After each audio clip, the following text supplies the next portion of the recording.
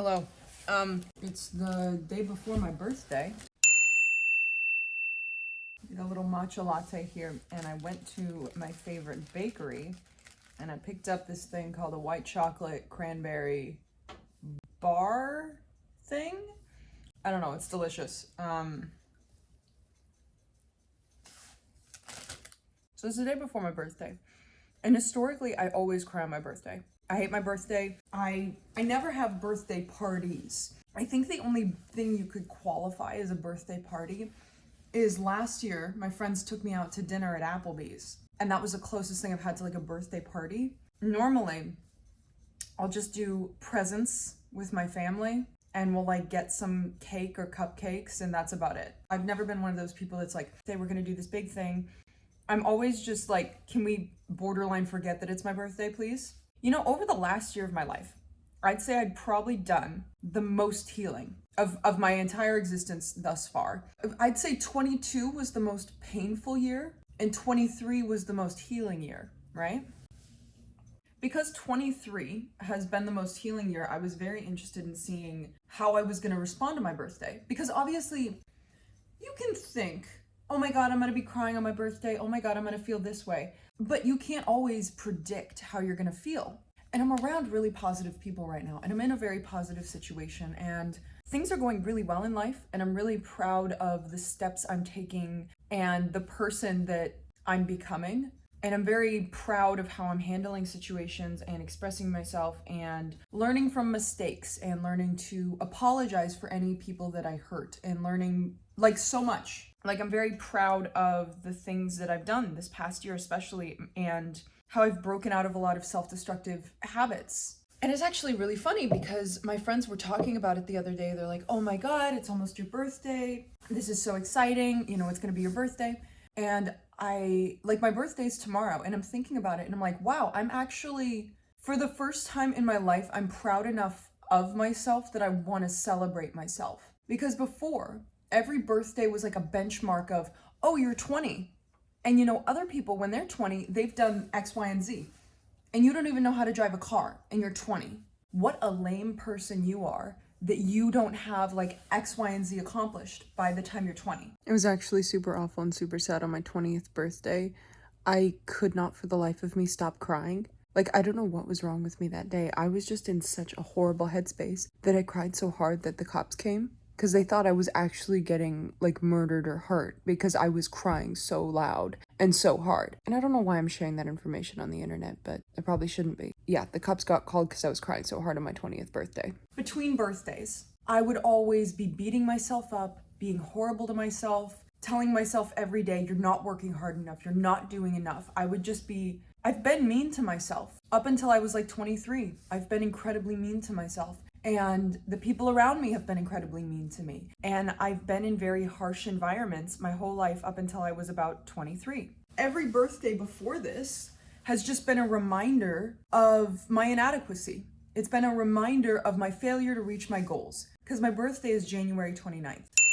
My birthday is kind of like my new year. And I'm never proud enough of myself to actually want to accept gifts or accept cake or accept praise for surviving another year. I'm like, this is a really, really dark thing to say, but sometimes I'm like, I would rather have not survived that year than have to live with the feeling of inadequacy within me right now. Like, I would rather be dead and not celebrating this birthday than have to live with the pain of knowing that I'm not who I want to be yet. And of course, we all have goals we want to reach. And of course, we can compare ourselves to others and be like, oh, when this person was this age, they were doing this. Or the people at the Olympics, they're, this age. Or kids, when they're 10, they've already been a prodigy and accomplished so much. And I would always compare, and belittle myself. But 23, last year, when I turned 23, I had my first apartment, I had my first car, I had a stable job, I had really good friends. And I felt really proud of where I was in life and I felt very loved and supported. So last year on my birthday, I didn't really set many goals. I wasn't like, oh, when I turn 24, I want to do this. Obviously, I had like a few things in mind. I forgot to mention this in the video. My only goal for 23 was to learn to love myself. That was it. That was the only goal I had in mind. And love is the most powerful force in the entire universe. And I will stand on that till the day that I die. When I finally decided to put down my self-hatred and my self-criticism like a rock that I was pushing up a hill, like Sisyphus, you would be amazed at how my life shifted. And like I said, I didn't wish for anything specific. I just said that I wanted to love myself. I didn't care what God or the universe or whatever sent me. I didn't have a specific vision for how I wanted my life to look when I turned 24. I had nothing whatsoever. And there's this phrase, wanting nothing brings you everything. First time I heard it was in a Wizard Liz video. And I love that phrase. Because honestly, sometimes wishing for something and holding on to goals so tightly and clinging to things and being like, oh God, I have to accomplish this or I'm nothing. That will make you so sick, and it will ruin any chance of abundance that you have in this lifetime, and it will ruin any chance of happiness you have in this lifetime. But that's a conversation for another video. What I'm trying to say is that when you focus on self-love as your main goal, you will accidentally create the life of your dreams that you didn't even know was the life of your dreams. And over the past year, I just kind of let myself explore. You know, if I wanted to do something, I did it. If I had an interest in doing something, I went for it. If I had a feeling inside me, I expressed it. I faced a lot of fears. I let go of a lot of beliefs.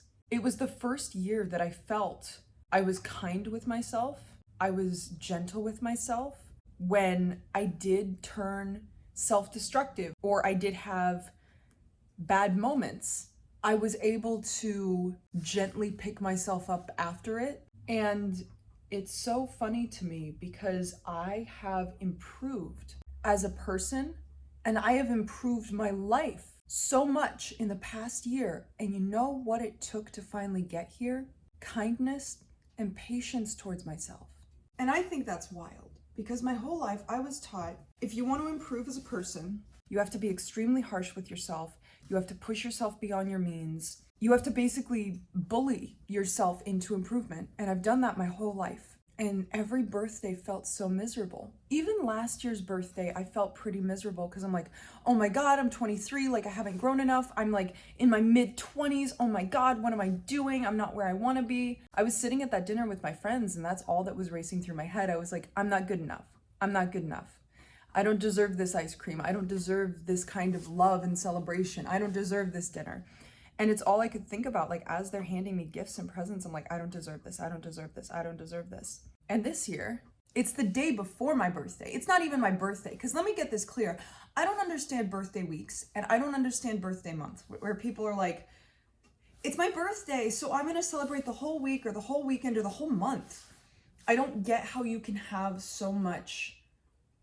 I don't know if it's love. I don't know if it's ego. I don't know what that feeling is inside of you that makes you want to celebrate yourself and make everyone else celebrate you for a whole week. Like, I don't get that. It's even painful for me to celebrate myself for a dinner, for like a part of a day, for a few hours. It's so painful for me to even celebrate myself. And over the last year, I have been working to dismantle that belief. I have been working to find more self-worth, to do things out of self-care and do things out of exploration and do things out of love for myself. And you know, there's very few moments in my life where I'm working. And then I finally reach a point where I'm like, whoa, I can see all that hard work pay off. And I'm sitting here. And the reason that I started filming this video is because I wanted to share this moment, this one right here. So I went out and I got this, right? And when I woke up this morning, I got texts from my friends saying, oh my God, it's your birthday tomorrow. Aren't you excited? And I said, yes, I am excited. And then I went out for a run. And then I was like, oh, I want to go and I want to go to my favorite bakery to get a treat for myself. And I came back home and I made myself this matcha latte exactly how I like it. And I sat down and I was about to eat this and I was like, oh my God, all that hard work I did, all of that therapy I did, all of the meditation and dismantling of my inner beliefs and all of that work I did to love myself, I love myself. I care for myself. I no longer hate myself. Okay, let me just explain this 2% more so you understand where I'm coming from. I woke up, got a text from my friend. I immediately, without a second thought, said I was excited. What? Then I decided to go for a run, even though I know it was going to be hard. My mile times were not the best, and I had to end it early because my lungs hurt so bad from the cold. I went home, and I didn't beat myself up over it. I refueled with some electrolytes, and then I went to my favorite bakery to get myself a treat. I never let myself get treats. I never do. And the fact that I was getting myself a treat because it was the day before my birthday, not even that it was my birthday, but it was the day before my birthday, and I was extra excited to celebrate me. I was so excited to celebrate me that I decided to get myself a little treat the day before my birthday. And this is coming from someone who cried so hard on her 20th birthday that the cops were called. This is coming from someone that every single birthday is sad that they're still alive. And I did that? That's a miracle right there. And I sat here for a moment and I was like, holy shit, I'm where I've wanted to be my whole life. I care for myself. I'm taking care of myself. I'm taking care of my mental health, my physical health. I'm excited about who I am. I'm celebrating who I am. I am very proud of how I got here at 24. Because if you had told me at 23, if you had told me at 22, if you had told me at fucking 8 years old that, hey, when you're 24, you're going to be loving yourself, I would have told you that you're crazy. Yes, I have hated myself since I was 8 years old. I've hated myself since I was 3 years old. There's been very deep inner self-hatred that just entered me really early and never really left. Until today, baby. Until today. Because I wish I could explain to you how dark of a hole I was in my entire life. I can sit here and say, I thought I was worthless. I thought I was meaningless. I thought my life didn't have purpose. I can say these words, but there's like no way of making you understand how horrible I felt every single day.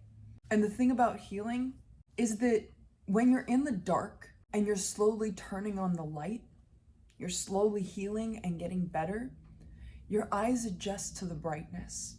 And so when you're finally in the light, your eyes are fully adjusted. You're fully adjusted to this new reality that you've created. So sometimes you don't realize that you actually love yourself now. You don't realize that you're no longer engaging in negative coping mechanisms. You don't realize that your brain has rewired itself to treat you correctly and to give you appropriate thoughts. Until you have a moment like this, where you're excited for your birthday and you're buying yourself treats. What do you mean you're buying yourself treats? That's incredible that you are treating yourself that way. That you taken the initiative to do hard things, but don't beat yourself up if you're not perfect. And I wish everyone a moment like this. I wish everyone a moment like this in their healing journey, where they sit down, they have, their favorite drinks, sit down, have their favorite food, and realize that one day they've woken up and they love themselves. Because that's what this day is to me. I've woken up and I love myself. I woke up and everything is different now. And I'm so fucking proud of myself, and I cannot wait to turn 24 tomorrow.